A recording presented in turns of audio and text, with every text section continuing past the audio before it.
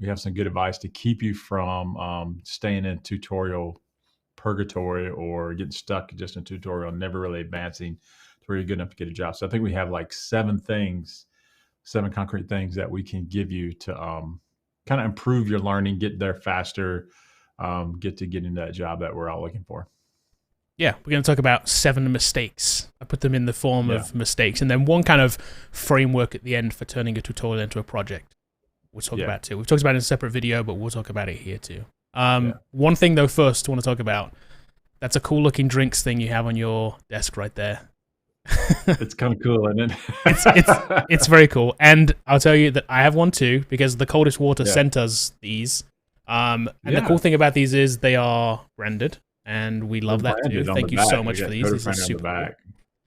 Yeah. I appreciate it. Yeah, so this is cool. So, Coldest Water, I put a link down below in the chat. Cool thing is, they do a couple cool things. There's a giveaway.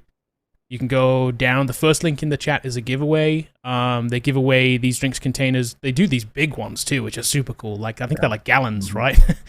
If you're in the whole fitness challenge, drinking a gallon of water, they've got one for you. They have built-in water filters, which is kind of cool too. Yeah, it's super cool. Yeah. So there's a giveaway down below. You can click that link. The second link is a link to the actual website where you can buy them at, and you get a 10% off coupon too if you use coupon code CF10, and that's down in chat too. They got a discount for all you fans there if you want. If you're drinking water, Coldest Water keeps it cool. Yep, it does. I'll tell you the first thing I noticed about this thing, but when I got this, the first thing I noticed was, so you have your lid on yours right now. I don't have my lid on mine right now. And I would tell you the first thing that I noticed is I loved this little like lip thing on the edge here. The threading for the lid's on the inside, not on the outside. And I was like, oh, so that's really smart. So it's easy to drink. I was like, that is smart. So yeah, so that's my feature that I like about it.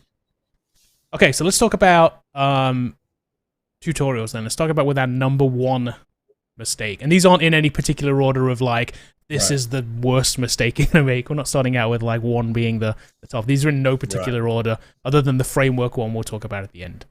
If you do have questions as we go through too, throw them in chat. We will get to them. I will try and queue them up as we go, and we'll have time at the end for Q&A too, so don't worry about that. So if it's something not related to this, we'll get to that as well. And you can always super chat us if you want us to answer it for sure, so we'll try to get to everyone we can. Yep. So all right, tutorials, and what did I call this video? Coding tutorials, you're doing them wrong. Yeah, exactly. That's sort of our framework for this, and these are the 7 mistakes that you're doing wrong with coding tutorials. So what's mistake number 1? So I think the biggest mistake everyone does is they go to Udemy and they're buying tutorials and they never leave the tutorial period.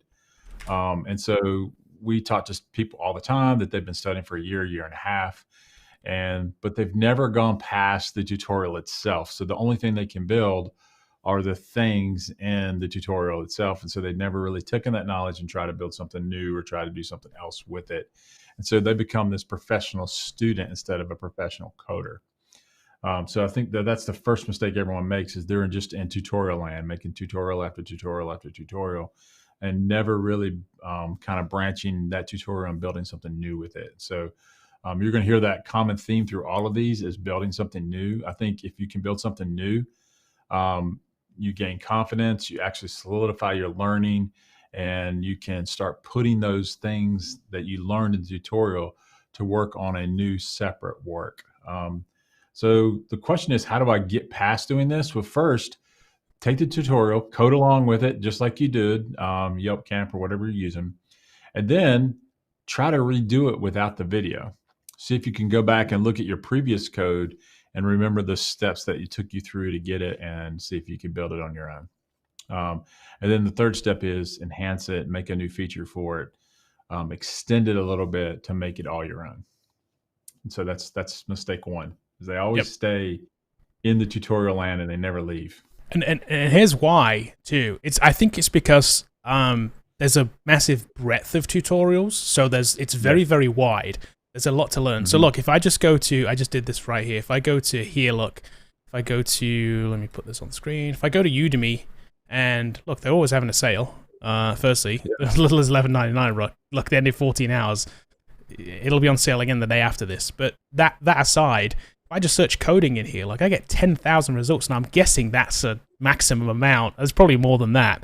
There's no way it's exactly 10,000. So there's more than 10,000 courses just on Udemy alone with coding in the title.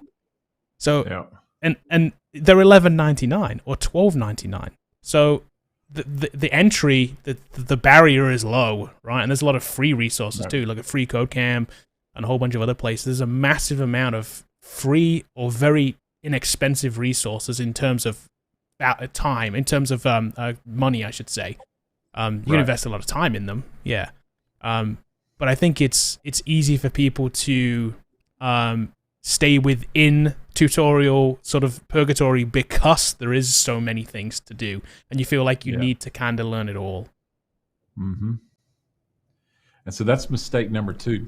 It is. Mistake number 2 is exactly leading into that. Yes, mistake number 2. What's that? Yeah, you're trying to learn too many things. And so our number one advice to everyone that is trying to break into the learn to code market, you want to be a software developer, is figure out what you're trying to build. Like when I do my job, what types of things do I want to build? Do I want to build a website? Do I want to build desktop apps? Do I want to build mobile apps? Do I want to do something in the data science arena? And so those are the 4 kind of big groups that this all surrounds. And so we have some specific advice on that. Number 1, we think you should pick web development because there's more jobs available than the other 3. Doesn't mean that you can't break in the other ones. You certainly can. It's just there's more opportunity. So if you have no idea what you want to do, or you have no idea what you're going to pick web development. Okay. And then specifically pick full stack web development inside of that. Now you can look at, what do I need to know to be a full stack web developer? And that's going to lead you down a certain path of tools and languages that you can use to make a job. Now, at Foundry, we teach ASP.NET with C# SQL to do full stack web development. Okay. You also can do something like a merge stack. You can do the full JavaScript things like Angular, React. You can do a lot of different ways to do this. But once you pick that stack, stay on it until you have it all the way through completion, until you can start building your own projects on it. And don't branch out until you get a job. Stay with it. Learn one thing really well. Learn how to do that. Interview for that, and then kind of move from there. Now, the reason we picked .NET is because of the sheer number of job opportunities, and we think that's only going to increase with what Microsoft's doing on their platform as they try to roll out features to AWS or Azure, C#, ASP.NET, all those things. They're trying to push that down the pipe. They're being very inventive. We think that's going to nowhere but grow. But hey, if you want to learn React, learn React. If you want to learn Angular, learn Angular. And then just kind of build projects until you learn until you can build your own project. But branching off into data science after you spent 2 weeks on web development is kind of dumb. And then breaking into like machine learning is kind of dumb, because then they're 2 different things, and you got to learn multiple things, and you don't get anywhere. So if you want to learn Python, do data science. You've got to break in. You have to specialize. You'll find ultimately you're going to be more of a generalist, right? You're going to learn lots of things across your career. So long term, you're going to be a generalist, but to break in, you've got to specialize. You've got to stick to one thing, especially when it comes to the tutorial side of things. It's just because you'll chase every new sort of thing that hits the market. I mean, we joke about this, and we still joke about it now. But what happened to Dino, right? Like there was 6 months ago, you guys were all like on here on things like we had to talk about Dino. Dino was a thing. Do this Dino. I'm sure there's Dino tutorials, but if I go on Udemy, there's Dino tutorials. But like you would have chased that, and it kind of didn't really go anywhere. So or at least not now. And maybe it will, but it's definitely not today. Maybe it will. Maybe it will. Yeah, there are a bunch of tutorials on Dino. There's 44 different Dino courses. Udemy right now, so. Only 44. Only 44. You need to make one. maybe. Oh, hey, Spencer, thank you for the super chat. Thank you for the super chat. Thanks a lot, man. If you have a question, Spencer, throw it in chat. I will get to it here in a second. I'll let you know. Okay, so yes. So mistake number 1, never leaving tutorial land. Mistake number 2, trying to learn too many things. So what about mistake number 3? So this is weird when we put this one out because people Yeah. don't understand what we're saying, and we're saying Right. you're not actually coding. Right. So, Yeah. Yeah. and what we're saying It's is confusing. we actually had this question, I think Thursday afternoon, from a guy that said, "Hey, I just completed a Udemy course. I mostly copied it. Is it enough for me to get a job?" And so I tried to let him down easily, like in other words, like not really. If Right. all you've done is copied the tutorial, that doesn't mean that you know how to code. And so, like, typically most tutorials are pristine. They don't have errors in it. They don't have flaws in it, and you just got to like follow the instructions, and you can build, you know, your Yelp camp, or you can build your, you know, e-commerce site exactly like it was presented. But can you build a second one? Can you build a different one? Can you do something else? And that's the overarching theme here is like you have to start coding without the tutorial.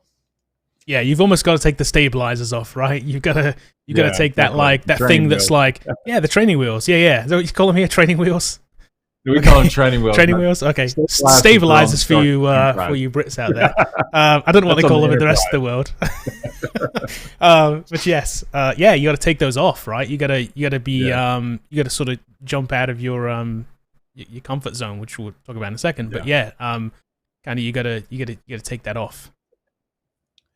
And then so like and so the example I would say is let's look at something like ASP.NET. And ASP.NET, when you're building an ASP.NET application, there's some overarching things that you have to do. So you basically are going to look at what problem am I trying to solve. You got to ask yourself that question, whatever you're doing. So let's say I'm solving an e-commerce site. And then you should just kind of like real quickly wireframe the ideas. Hey, this is what I'm doing. This is the pages that I need to build. And then go through the mechanisms of what you learned in the tutorial to build pages, access your database, you know, extend user registration, whatever you were doing, and then replicate those steps on a new project. I think that's will lead you to where you're actually coding at that point. And if you have to look up stuff, that's okay. You don't have to memorize it. Don't think you have to memorize it. You just got to know kind of like the steps of what I need to do, and then Google the rest that you don't know how to. Yep. And we have a do. similar mistake to that we're going to talk about here in a second. Yeah. Let's do a couple questions here first, or a couple questions and comments based on exactly what we're talking about here. Okay, cool. So let's get to Spencer's first. Thank you for the super chat, Spencer. We appreciate it. So he says he's worked in machine learning for 4 years, switching to web dev. That's cool. How do I make sure prospective employers know the machine learning background is better than nothing, but not the same as 4 years in web dev related software? I don't think they're going to look down on you for having machine learning for 4 years, man. I think you're thinking they will. Yeah. They're going to look at all that as experience. So what you need to do is build a website and show them that website that you've built. I think that's what you do now. So machine learning doesn't mean, I don't think you throw that away. They're going to. Definitely don't throw it away.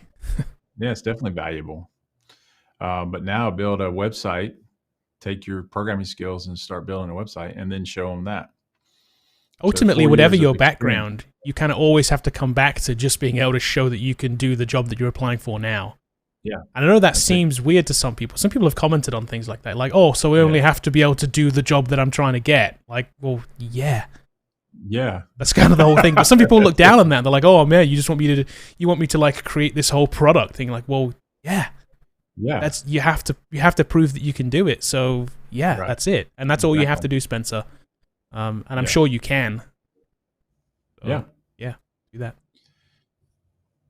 But you never know, man. The ML may come back at another company where they want you to build some web software that has an ML component to it, and you may be a perfect fit for them. Exactly. You may be able to pull in something machine learning in with your web dev thing, even in your portfolio project too. That'd be kind of interesting. Right. Yeah. Could be looked on very highly. Ken has a question then that says, are you saying full stack web dev with Python is a dead end? No, Ken. What I'm saying is that ASP.NET is bigger than Django. That's all I'm saying. So if you're just starting out, and let me be kind of clear on this. If you're just starting out, you've never had a web dev job before in your life, this is your very first job, and there are 10,000 openings for ASP.NET and maybe a fraction of those for Django, which one do you think is easier to break in with? All we're talking about is people trying to break in. Now, once you break in, you run ASP.NET, you've been doing C# for a couple of years, and you're like, man, C# sucks. I don't want to do this anymore. I really like the way Django is. You'll build a project in a Django, and then you'll show it to somebody, and you go get a Django job, because then you can compete better for those smaller openings than you can when you have no experience whatsoever. And that's all we're saying. There are a lot of stacks out there, and what we're trying to do is cut through the red tape of people saying, what do I start with? What do I build? And everyone's confused. And we're just saying, build in a stack that's in high demand, which we think ASP.NET C# is. But there's also there's React and Django and Angular and all those other types of stacks too. And depending on where you live, those can be bigger or quite a bit smaller than a .NET stack. Doesn't mean it's dead. No, there's a lot of people using it. They want to use PHP, then they're using Django, so it's okay. Or Reango. Yeah. It's that new framework you just invented. Reango. React. Trademark copyrighted. Don't nobody steal that. I got to make a framework. I could probably sell it. Reango. Exactly. I'm making the Reango t-shirts right now. I can see it. It's a cool sounding brand. Let's see. Princessa also said you might have to, we're talking about when we're diversifying, you might have to pivot in your career too, right? You definitely will at some point, right? Yeah, I think so. I think you'll, I learned Power Builder early on, and then that's no longer a thing. So you switch over to VB6, and then that's no longer a thing. You switch to VB.NET, then that's no longer a thing. And then today I have a boot camp in C#. You're throwing a little Silverlight and Flash in your... Yeah, and I wrote Windows applications, went to web in '97, done some mobile stuff. So you're constantly pivoting and learning new things in your career, and it's all built around technology. So, but once you break in, it's easier to pivot to the next thing. Yeah, and I think that comes to my point of eventually being a generalist, but ultimately having to start somewhere. Yeah, you got to start somewhere. Yep. So we want to limit the things that you can learn right now, so that you can break in, get paid, get someone to pay you to learn the next thing. That's all we're saying. Right. Cool. Okay, so let's go on to our next mistake then. Mistake number 4. Okay, so number 4 is, and this is a personal thing that you've got to come to grips with.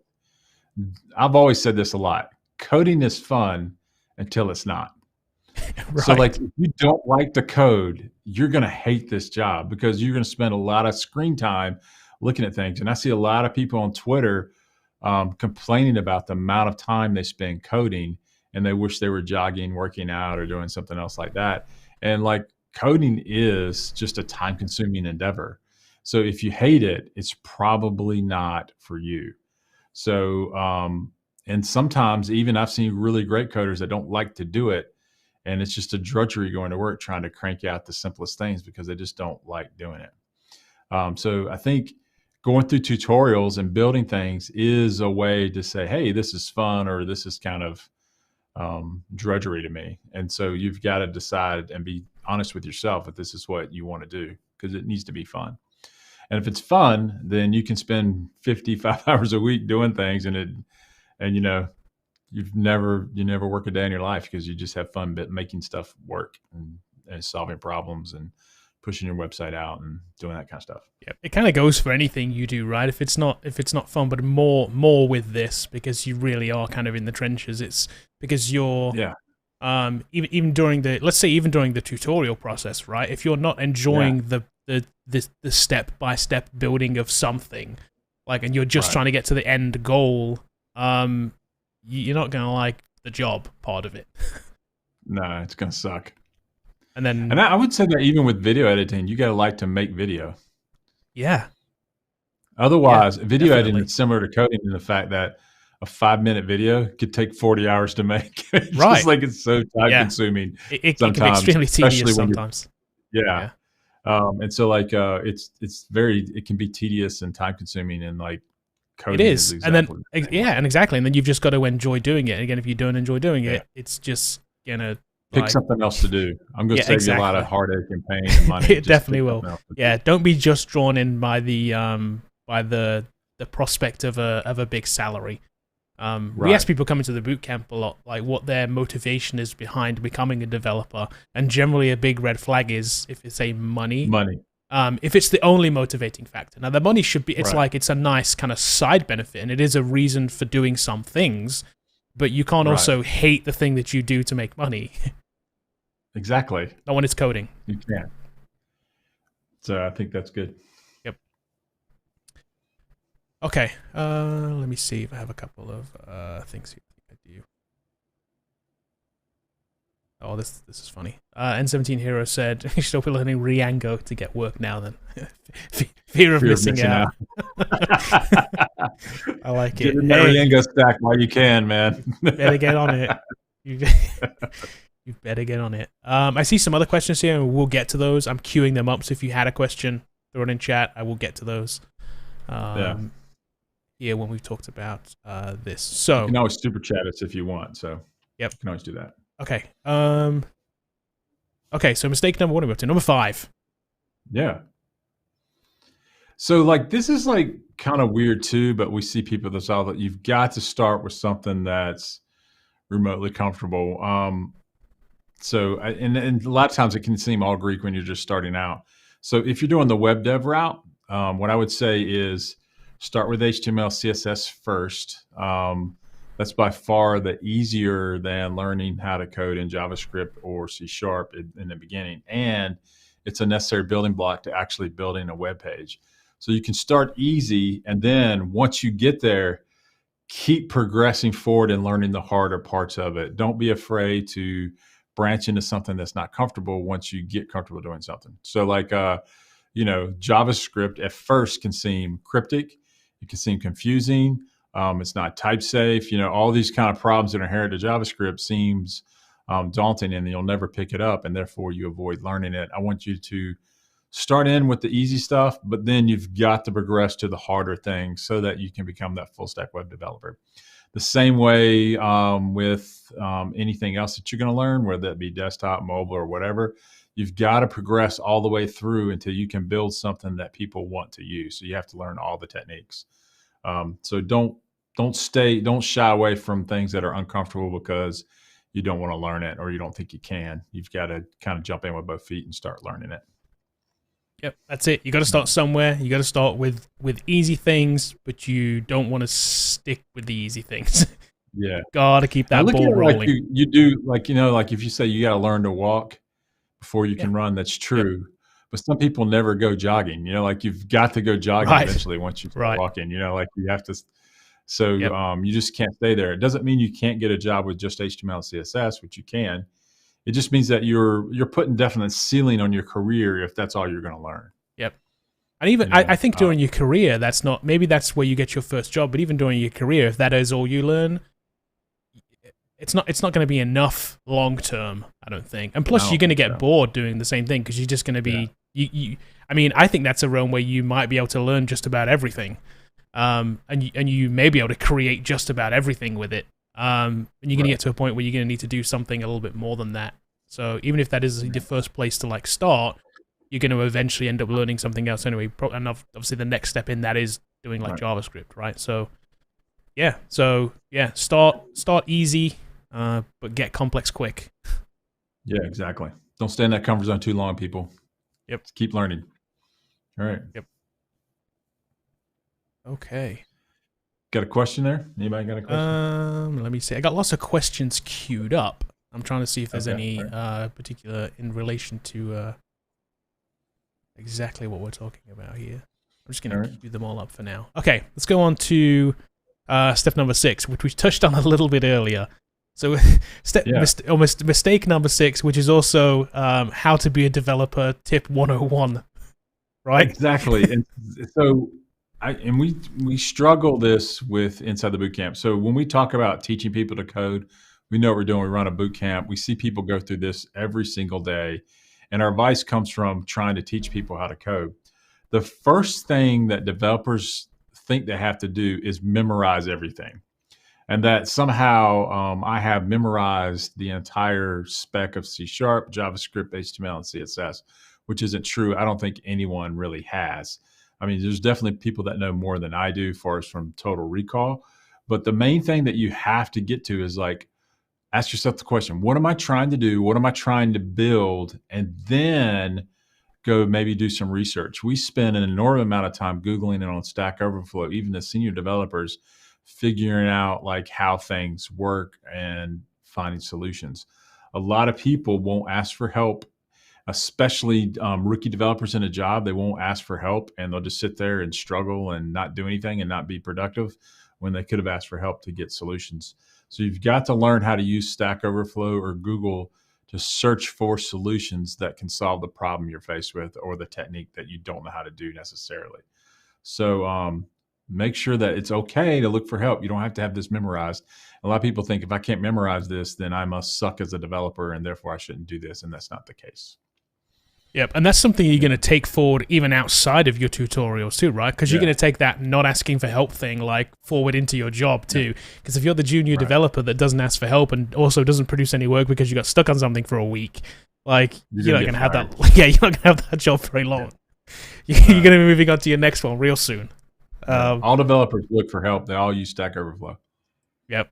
Yep. Don't anybody tell you otherwise that they don't Google stuff. It's 100%. I've seen great developers Google stuff. Yeah. Yeah, definitely. That's mistake number 6. You just okay. Can't remember everything. Yep.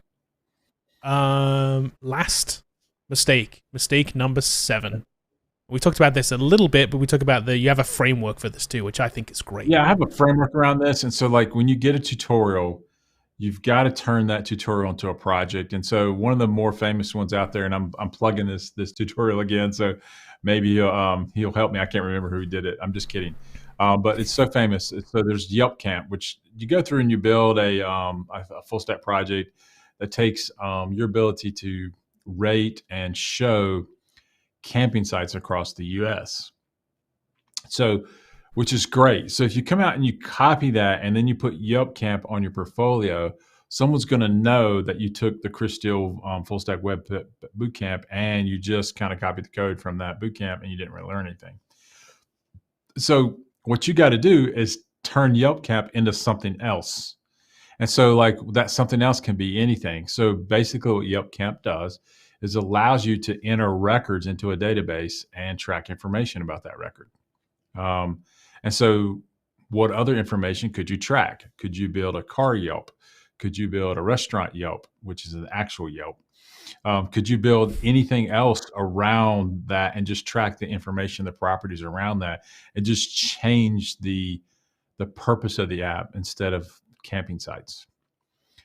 Could you take Yelp Camp and extend it, which is okay, except that people may not know the difference between your extended app and the real app. So what I would do is I would change the app and then I would extend it even further. So maybe there's a third-party API that you could bring in all the data in for a camping or a movie site or a car site or something like that. And then you track the information around the car. And then whatever they would do with cars or movies or campsites is track what the user information would be. For example, movies, you could put in movies from an API and then have custom reviews around that you could track and people could enter their own reviews and rate their own movie. They could create their own list of movies that they like. There's a ton of like things that we can build this around. You can build around houses, cars, anything that people buy or purchase that want to know information about it, you can do it. So you've generally got to repurpose the thing, right? That's your number one goal here. Yeah. So the number one thing in this framework is understand what the app's supposed to do. What am I tracking? What am I doing? So let's say you want to take your Yelp Camp tutorial and turn it to movie Yelp. Okay. And so like, what's the app supposed to do? What are they going to do? I need track movies, maybe the cast and crew in the movies, and that starts forming up your models of the data that you're going to track. Then I can wireframe the app out. And a wireframe is simply, maybe it's a piece of paper, maybe you've got a notebook, something like this, and you're just drawing pictures in the notebook of what the screens look like. And you can even look at other apps that are similar like this to kind of get an idea of like kind of what your app can look like. And then you can start writing down the steps that you're going to solve. And this can be your pseudocode of like, what are the things that I need to do to make this work? I need, in the case of MVC, I need models. I need to scaffold my views. I need to update my database or create my database if I'm using code first. And then once I get all that mechanics put together, then I just need to change my views out to conform to a movie site or whatever you're going to do. And then start coding. Build it. Google the things you don't know how to do. Struggle with the things you don't know how to do. Go back and look at your tutorial and see how the tutorial things that they did are similar to what you're doing. And if you make it similar enough to the other tutorial by just changing the information you're tracking, it should be fairly easy to translate that into another project and then put that project on your portfolio. It's pretty much that simple. I think one of the important things that you said there was, well, the initial thing is you didn't start coding first. You did a little bit of work first in this thing, so you had to figure out like what the app's supposed to do, your inputs and outputs, and then getting that wireframing part and like the pseudocode parts together, then start coding. I think a lot of us just jump into like, let's just start coding real quick open VS Code, because that's exactly. that's what we're gonna build it in. That's so it. yeah, so just changing that mindset a little bit.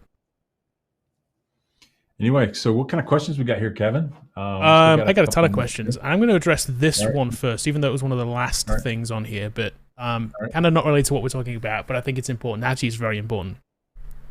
So Ram says, after an extreme day of coding, my eyes burn like hell, and I find it difficult to sleep. Makes me want to quit coding. Any solution for such a serious problem? Oh yeah, Ram. Here's I'm wearing them right now. You need a pair of blue blocker glasses. Yeah. Not that we're like repping every product today, but like I think but this one we are. It's like it's the exact product for this issue. Every day. Yeah, it's a Pixel. I have a pair of glasses now. Whether you have a prescription or not, either way. Yep. I would say if you don't have a prescription and your eyesight's pretty good, go with the maximum blockers. They'll be more like a yellow lens. Just leave them on your desk and just whip them out when you start the day. Or if your eye drops, you can use eye drops as well to keep your eyes hydrated. But in general, you can have two pairs of glasses. One would be like the extreme blue blockers, like yellow, that you just leave on your desk. And the other ones are your everyday wears that you just walk around, because you don't want to walk around with yellow lenses around. I mean, I guess some people can pull it off. Yeah, see, the ones that I got, I opted for the ones that didn't have the yellow lenses. I don't have a prescription set of glasses, but I do wear them often here. Yeah. I wear them on the stream sometimes. Depends on how my day's going with the blue light blocking. Sometimes I wear them at least a portion of the day. Depends on which portion of the day I'm in. Sometimes I wear them all day. Yeah. So it just depends. So you can get, so the other thing you can do, you can get apps that do this too and like change the color of your screen and all that kind of stuff. But I don't like that because I don't wear them enough. Like, or I should say, I like the colors when I like the colors and I like the blues, I guess. But then I'll sometimes have to wear the glasses. So I don't like having the orangey colored screen when I'm not wearing the glasses. It's kind of weird. That's just personal preference. But it reduces your eye strain for sure. Oh, definitely. Since I've gotten Pixel glasses, I mean, even the ones that are like the clear ones, like I have with blue blocker 10 in them, it reduces eye strain for sure. So that's the best solution that you can get. And if you don't have a prescription, these, even with Pixel, they're fairly inexpensive. They are. And actually, just to plug it again, we do have a link down below. You go in the description down below. It should be down below. There's a link with a coupon code too. I think we get 15% off. It's like code of Foundry 15 or something like that. You can see it in the video description down below. But yeah, if you don't want those blue light blocking glasses, that's the way to go. Yeah. Okay, let's see. Raphael, we did talk about this. This is obviously one of our tips, but copying code is 90% of the job. Kind of. Not necessarily copying, but researching, kind of. I think researching, bringing code in that you've copied, but you also got to know what you're doing and repurpose it to make sure that it fits into the code base that you're using. But yeah, I think part of it is copying things, but you got to know how that copy code's going to interact with the code that you're already writing, because it won't work if you just cut and paste it from Stack Overflow. So you got to kind of know what you want it to do and change it to your purpose. So I hope that helps. But it's kind of right. We do copy a lot of code off Stack Overflow sometimes. Okay, let's see. Mahedi says, project-based learning, learn total concept, then build project. All right, so here's the deal. I think any tutorial that you take should be based on a project. That's what I just think. Then you take that project, change it, and do it again. and Yeah, then you if you're learn. buying a tutorial, Yeah, a tutorial you're in doesn't end in a project, there's something wrong with it. Teaching just I concepts think is not so. enough, right? I think it's good. Like sometimes you can, and as you grow in your career, maybe you truly just want to learn a concept, and some of those tutorials make sense. Like in other words, Right. like, oh, I just want to know this one thing about gRPC. I don't need to know how to do everything with it. I just want to learn this one little confined thing, and that's Right. fine. But if you're starting out, you need to learn how to do it from soup to nuts, front to back, and deliver a whole project. You don't need to learn concepts at this point. You need to learn everything. And so that's why I think project based learning is more indicative to teaching you how to build something than just one concept. Definitely. Yeah. Okay. Let's see. Jimmy has a question. Says, I've been coding since I was 12. I'm now 33. That's awesome. You've been doing this for a while. Okay. So, Now, and I still make these mistakes. I feel like I've been trapping myself in tutorial mode my whole life. Keep learning stuff and forgetting it. build a project, Jimmy. You've been doing it long enough right now that you should be able to build a project. And if you can't, start building one and look at all the tutorials you've taken in your life and try to combine those into a new project, a new work. I can't speak today, Kevin. I've done a lot of things. I've invented a stack though, Riango. That's gonna be trending on Twitter. Riango, yeah, yeah. Hashtag Riango. Hashtag also, Riango. Have you learned it yet? Jimmy, don't forget too. Like we were talking about earlier, it's not about memory retention for all of this stuff either. You say you keep forgetting it's knowing it, what you want to do. Yeah, exactly. It's understanding exactly, knowing what you want to do and knowing that you kind of can do something.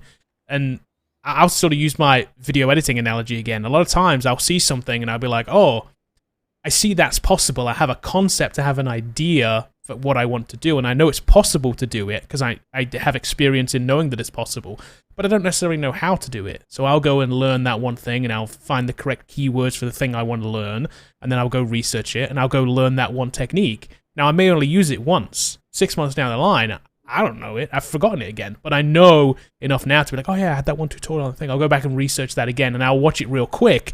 Like, okay, yeah, I remember that. So it's like you have to sort of jog your memory on these things if you're not using them sort of every day. I think that's normal in anything. Exactly. Anyway, I hope that helps, Jimmy. Keep doing it, man. Break in. Build a project. Eric's razzing you. Look. Have you taken the Riango course? Maybe that's the next T-shirt. That's it. Have you taken the Riango course? Have you taken the Riango course? Bobby Davis, 2021. Let me see. It's all about JWTs. It's tokens. So, like, that's really what I meant. Let's see. N17 Heroes says, I had a huge win from a Udemy course. Awesome. Bashing my head on something last week. Found the specification pattern in an old Udemy course. Oh, here you go. Exactly what we're talking about. Solve my own problem, value for money. There you go. Yeah, you went back to something that you're like, oh, I think I remember seeing that before. And you, exactly what I was just saying. You pick it up again, and then there you go. Yeah, exactly. That's awesome. I like it. Yeah, so cool. The thing is, N17 is operating from a position of knowledge. And so when you already know how to do something, then these concept courses can absolutely, bring extreme value. When you're just starting out, you've got to kind of start from the basics and be able to, especially in web development, you got to be able to build a website to begin with, before you can learn something else. Yep. People making fun of my words. I guess sounds like Clinton wants to go ahead and test my code. I like it. That's funny. That's funny, Rob. I like that. That's funny. I like it. Tech Rally's here. Look, Alex is here. He's on a What's break. up, man? He's on a break. I think he started his new job. I didn't watch his video yet, but I saw he put his new video out. So it's official, like, that he's put out where he's working at. So he got a job at Amazon. So that's very cool. Yeah. So Tech Rally is at Amazon. Yeah. So go check out his video. I haven't watched it yet, so I don't know what he says in it. But yeah, it's kind of cool. Bootcamp grad, took a job, then got an Amazon. It's awesome. Yeah. Great work, cool. Alex. Very cool. Okay. Oh, here's a good question. Chen wants to know, do you use any programs in laying out a new software project or just take basic notes? I just take notes, man, but that's the way I think. I'm sure there's some other project software out there that can take your ideas. You've used some, mock-up software though, right? What's that? we're writing a wireframe balsamic to write the Yeah, balsamic. wireframes That's out. it. Yeah, yeah.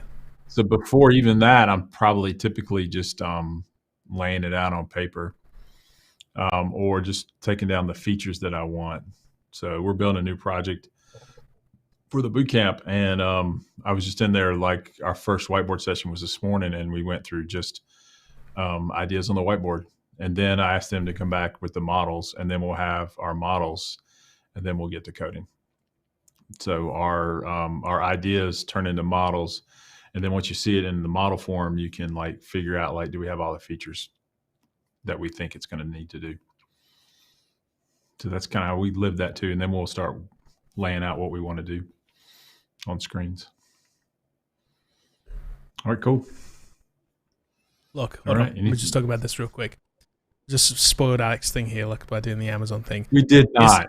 No, we didn't. No, we didn't. Okay. I don't want to do that to Alex. Oh no. His card doesn't tell you which one he went to. Now I'm talking about this, Alex. But here's what's going to happen though, Alex. Just like with our videos, here's what's going to happen. Somebody's going to go there, and the comment is going to be, "He's at Amazon," and then they're going to like that comment 7,000 times. It's going to get pinned to the video, and nobody's going to watch your video because they now know the answer to your question. At least you think, but that's not what really happens. But somebody, I guarantee you, will leave that comment. You know you've become successful when somebody tries to summarize your videos in 2 words. Yeah. Or 3. I'm sorry, Alex. It's 4. It's 3. So you know our most popular video, right, has coming on 800,000 views now. Yet literally the number 1 comment in it is like, there's 2 comments. One of them is, "It's a bug tracker." Literally 3 words. Like if you've just come for that, you're missing the point. And the other one was "Land the Plane, Larry," or whatever it is, because they think it's funny because it takes too long. It's like, okay. So you have that to look forward to, Alex. I think that's funny. Okay. Let me see here. Ivan has a question. It says, "I'm 43, mainly done freelancing stuff.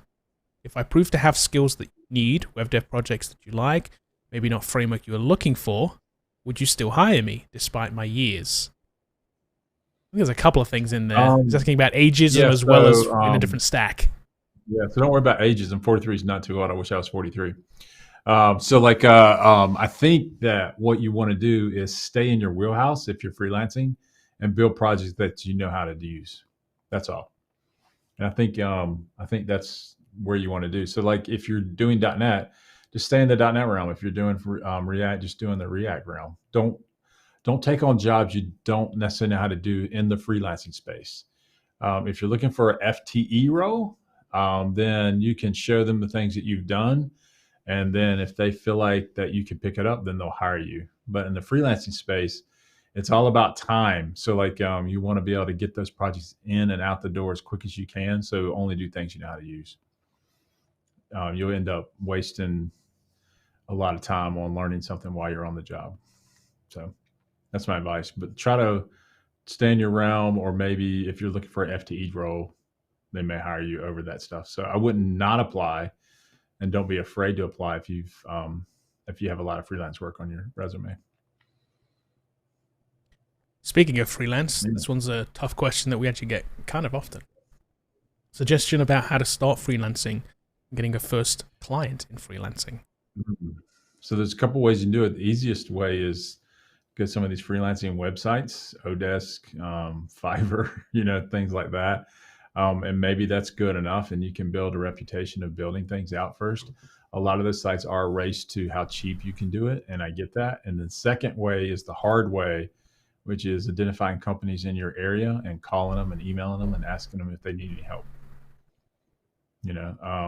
There's no shortcut to doing this really, but there's websites out there where you can bid on a lot of projects at once and start building up a client base. The problem is with a lot of those, like you said, they can often seem like a race to the bottom in terms of the price, but you kind of have to do that maybe to build up your portfolio of work that you can then move into the second phase. You'll do it for almost anything, just to try to get some experience down and things that you can build, and then do a good job on it and make that client your friend and keep moving on.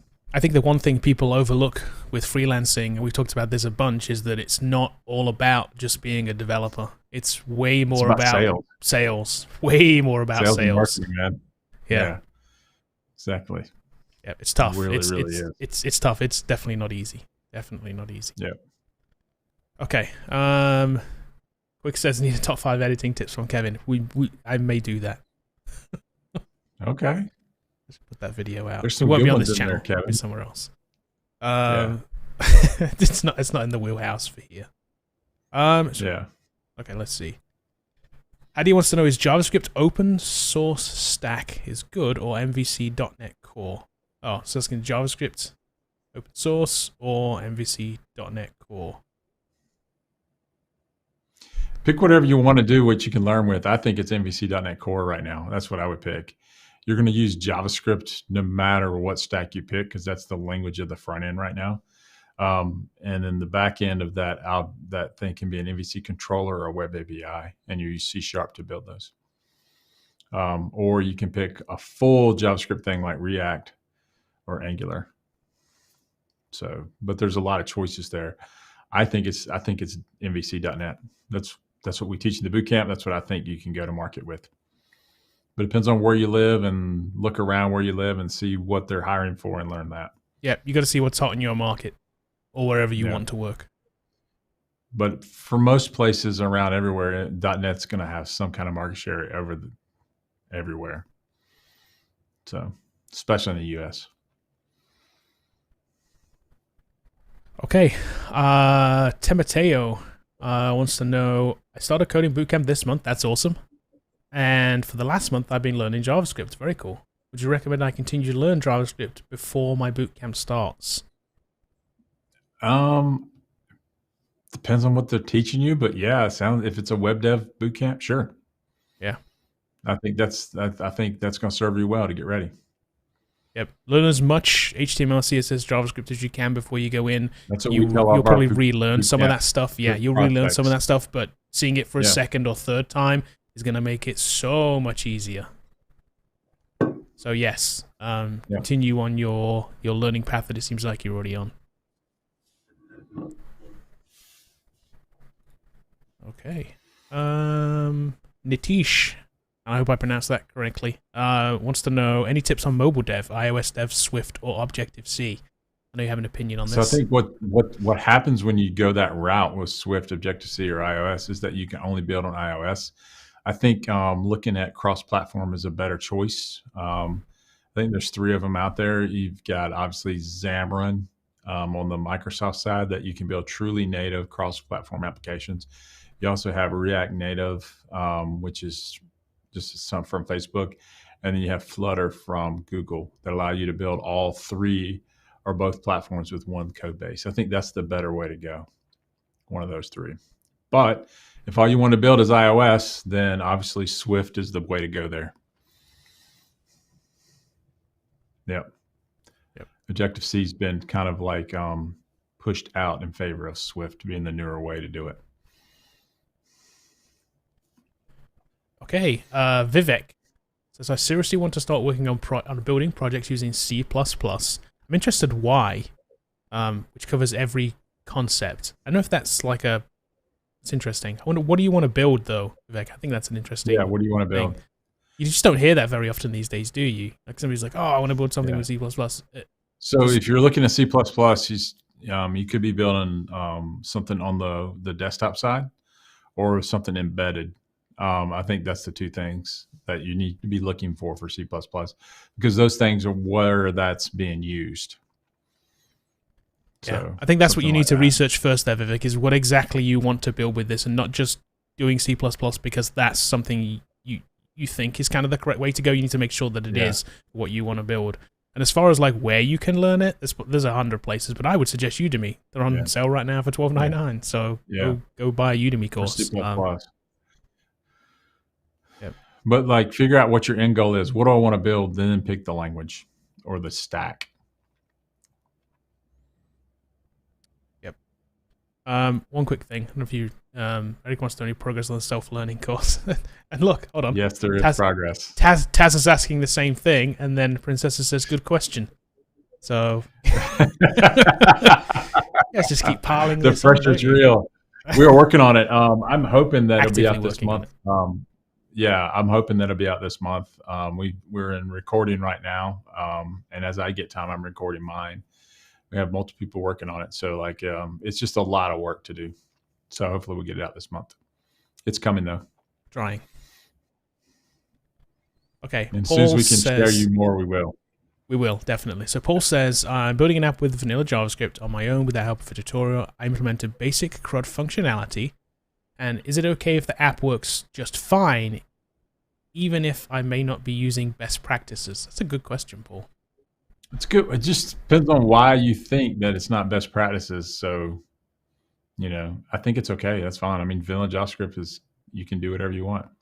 I think there's this like, there's a lot of different ways to achieve things with being a developer, right? There's 25 ways you can make one thing work, right? And there's going to be some good ways and some bad ways of doing it. But I think as a learner, isn't it kind of, as a beginner in this, isn't it kind of expected that the minimum amount is to get it to work, right? You may not use the I mean, getting it to work is the whole goal. I mean, just because you use best practices and broken doesn't help you either. Right. I mean, like, just make sure that it works. Get it working. So there you go, Paul. And someone looks at your GitHub, they may ding you on your code, but I think getting it to work is the number one goal. I think people put too much weight in the kind of the best practice thing initially.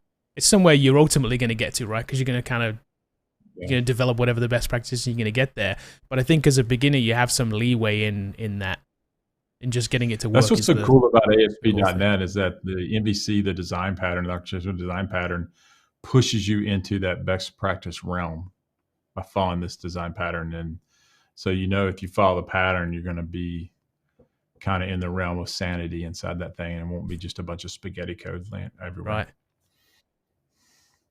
Okay. Next question. Hedy wants to know, does JS-based frameworks work good with .NET? 100%. So like when you're talking about ASP.NET, it's running on the server. Right? Yeah, and JS is running in the browser on the client. So those two things marry together exceptionally well. It's like, in fact, inside of Visual Studio, we have React and Angular templates. And so those are two of the most popular JS-based frameworks out there. And you build Web API on the back end, you're running C# on the server, and you're building your front end and your SPA with JavaScript. So, and then you just call the JavaScript through REST and get your data back and forth. So it works exceptionally well. A lot of people do that. Okay, this is great. Jimmy says he's in love with tutorials. I'm in love with tutorials. I now understand that I must be in love with projects instead. I like it. Jimmy, yep. That's awesome. Thank you for hosting this event. I really need to hear what you said. No, that's awesome. Oh, yeah, you got it. You got it. I promise you, when you build your own thing, you're going to have this sense of accomplishment and pride, and you'll have a lot more confidence that someone can hire you to build something.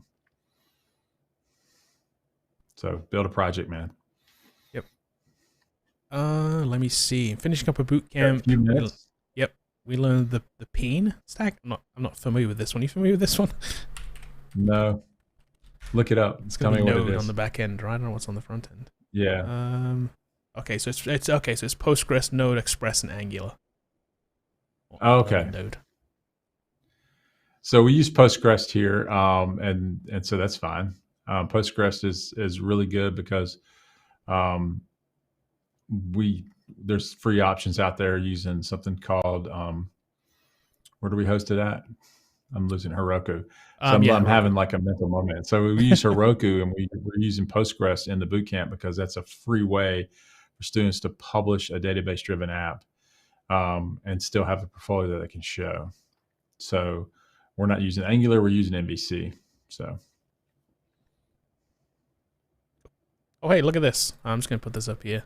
John says he just watched the bug track on my bootcamp lunch. That's awesome. Congrats on being in the bootcamp. That's cool, John, too. He said, excellent question. Oh, cool. Yeah, that's awesome. Cool. Well, thanks for joining us. We appreciate it, even if it is for a few minutes. Thanks, subscribe. Man. We would love if you subscribed. That'd be awesome. Yeah, give us a sub. Pound the like button.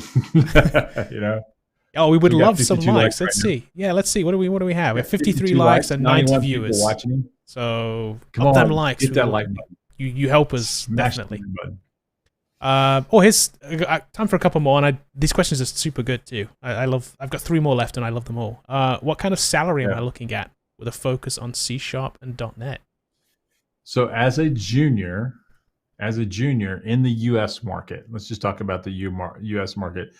Generally, in the U.S. market, I think the minimum wage for a junior dev is around $20 an hour or $40,000 a year. That's the minimum. There'll be some other ones that are even lower, but I think that a junior can also make, depending on how good his stuff is and how well he interviews, above 50 to 60. And I think if you're good So at it your depends on job, where you are in the US too. yes. Okay. So if you're living in San Francisco, it may be different. Yeah. But you know, generally across the country, you're looking between 40 and 65 as a junior dev walking out the door in C#. And then you're on this path that we call the path to 100K plus, which is 3 to 5 years, depending on how good you are at your job, how you progress in your skills, how well you work with people, those kind of things. So it's a great salary range. The average .NET developer, the last time I looked, is a 95,000. So it's not a bad payday. Yep. Yeah, we just got that thing from Robert Half. And yes, the average was like 95, up to 200 on the higher end. Yeah, exactly. Again, depending on where you are. There was market we're allowances. More realistic. You're not too. going to get that coming out of the boot camp or a boot camp like a Coder Foundry, any boot camp or any college, and get 200K. Right. You got to work your way up to that. Pay your dues. Yep. You'll get there. Yep. Okay, time for a couple more here. I think that's Raya or Ria. Sorry if I pronounced your name correctly or incorrectly. Sorry, but hey, I'm 26. I have no coding experience. Is it too late to start my career in IT? I'm too intimidated that I'm good for nothing. Oh, that's horrible. It is. That's not true. Please advise me to get rid of this thought and start something. Well, number one, 26 is young enough to start anything in any career, not just IT. You can do whatever you want. So you need to get rid of that right away. 26 is not old by any stretch. We've seen people break in well into the 40s, into their 50s. Yeah, I don't know how we get these people that have given up on life before they turn 30. There's plenty of people that haven't graduated college at 26, much less started their career or anything like that. Yep. So I think you need to put that out there. And then you need to focus in on what you want to do in IT. When you say IT, I want to build websites, I want to be a coder. What do I want to do? And then start learning from there. Yeah, but you're do not be intimidated. Yeah, and then just think of this. Every human on the planet has value. You have value, and you just got to acquire skills and apply those skills in the marketplace, and you'll carve out a career. But don't give up at 26. That's crazy. I wish I was 26. Yeah. Yep, definitely. Yeah, just keep at it. Yeah, keep at it. Just pick something and roll with it. Yeah. Okay, Samit, are you planning to release another video on the bug tracker, or like the approach to build it from scratch? Yeah, we're going to push this into our self-paced course, where we'll have a detailed release of like how to build it. It's not totally suitable for YouTube because of the length.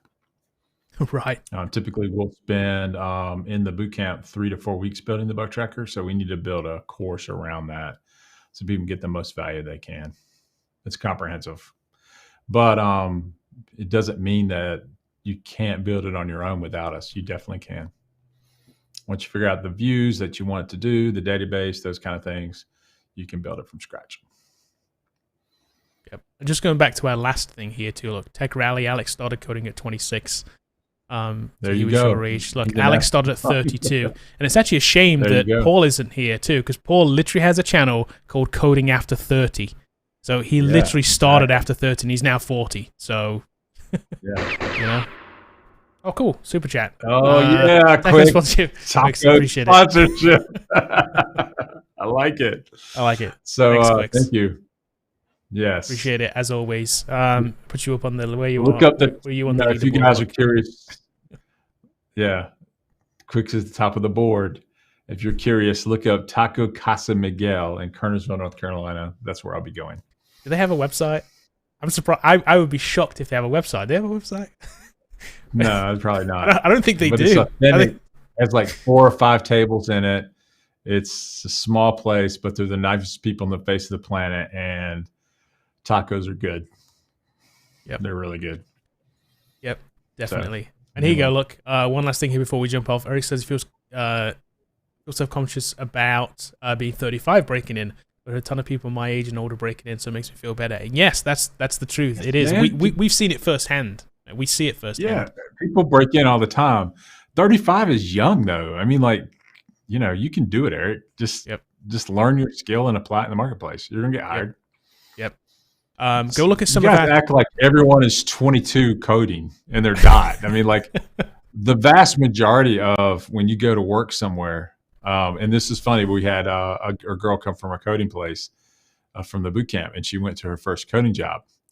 I think it was Jessica, and she realized that it skewed way older than she thought. She thought, now I'm working with all of my uncles. It feels like, and she's like the youngest person there, and that's kind of the way it is. So breaking in at 35 is not any way, shape, or form impossible. I mean, I think there's this myth around Facebook and these startups that everyone there is like under the age of 23, and they've been coding since they're 12, and they're just walking around geniuses, when there's a bunch of old fat dudes sitting in there slinging code around for Amazon. I agree. You startup technology and the .com kind of companies have skewed and sort of the people's impression of what a developer is.